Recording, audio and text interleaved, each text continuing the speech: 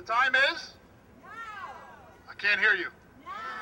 I'm really high up here on the stage. I cannot hear you. The time is? Now. The time is? Now. The time is? Now. They say privatize. We say organize. They say privatize. We say organize. They say privatize. We say organize. They say privatize. We say organize. Privatize. Organize. Privatize. Organize. Privatize. Organize.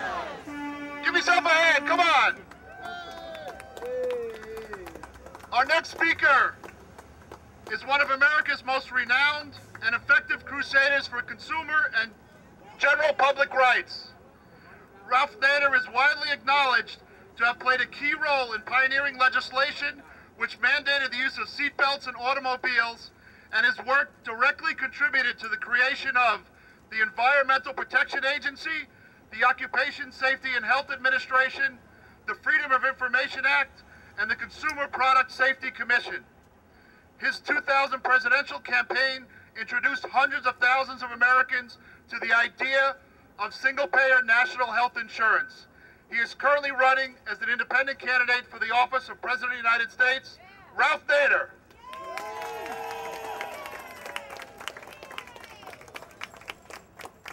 Thank you for coming.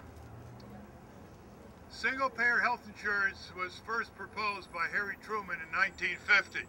So when you say the time is now, it's an understatement. We're the only Western democracy without universal health insurance. Now, I favor using the word corporatization rather than privatization, because that's what it really is.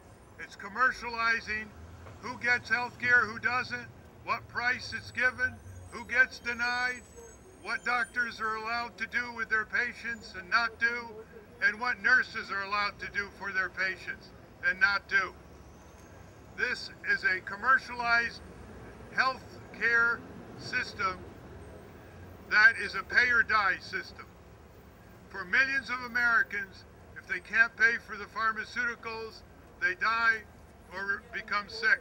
If they can't pay for the operations, they die or become jeopardized and in peril. How many die? The Institute of Medicine of the National Academy of Sciences estimates that 18,000 Americans die every year because they can't afford health insurance. Now, nobody dies in Canada, Belgium, France, Germany, England because they can't afford health insurance, because they all have health insurance. The Urban Institute just upped that estimate to 22,000 Americans a year who die because they can't afford health insurance. I suggest we all begin using those fatality figures. I suggest we all begin to indicate that for every person who dies because they can't afford health insurance, many more become sick or are not diagnosed for their sickness. Our country is spending 16% of the economy for health care expenditures this year. Canada spends about 11% and covers everybody from cradle through nursing home. We don't cover almost 50 million Americans, and another 50 million are grossly underinsured. And we're spending double what any other country in the Western world is spending per capita on health care. That is, we're spending about $7,000 per capita for health care in this country, when Switzerland and Canada, which cover all their people, are spending half of that, or about $3,500. So you see that the corporatization of medicine is a rotten, corrupt, redundant, inefficient, and cruel, life-taking enterprise. It is an enterprise that puts the dollar of premiums up to the top for outrageous and exorbitant executive salaries. It is a system that increases premiums without limit. It increases co-payments. It increases deductions. It increases exclusions, even for those who have health insurance. And so this GHI-HIP merger transfers the fiduciary responsibilities of a nonprofit health insurance system to its patients to a commercial obligation of a corporatized health insurance company to its shareholders, which includes the top executives. There is a serious, if not illegal, conflict of interest here between the heads of GHI converting to a for-profit corporation in return for millions of dollars to the top executives. In other words, they have a conflict of interest with their fiduciary responsibility to their patients. And that has to be challenged and should be challenged by the commissioner, the superintendent of insurance in Albany, Eric Danello. And he's the one who's going to make the decision as to whether to approve or disapprove this merger. So you should focus massive attention on the superintendent of insurance, Eric Danello, who, when he worked in the Attorney General's office, was a very, very aggressive pursuer of corporate crime. He has great experience in corporate crime, in the betrayal of fiduciary responsibilities to investors. So you have an insurance commissioner, for once, who hasn't come out of the insurance industry. He comes out of law enforcement against corporate criminals.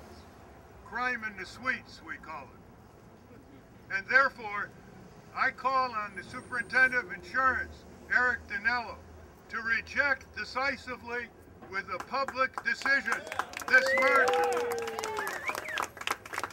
And I urge you to increase your numbers, generate more assertiveness, stretch your effort all the way to Albany, go into the media, the independent media, as well as the commercial media, and you have every opportunity, with the help of Consumers Union, that's very experienced in these conversions, to defeat it. Consumers Union and its allies have defeated these conversions in a number of places around the country, and they can do so again. Remember this, 18,000 Americans, the equivalent in life loss to 6 9/11s every year, and maybe 22,000. Always talk about that. This is not just a corrupt, inefficient, redundant, wasteful healthcare corporate system. It is also a life-destroying system, a health-destroying system. It doesn't make money from preventive medicine. It makes money from denying innocent people health care, including people who have paid for it in advance through their premiums. Thank you very much.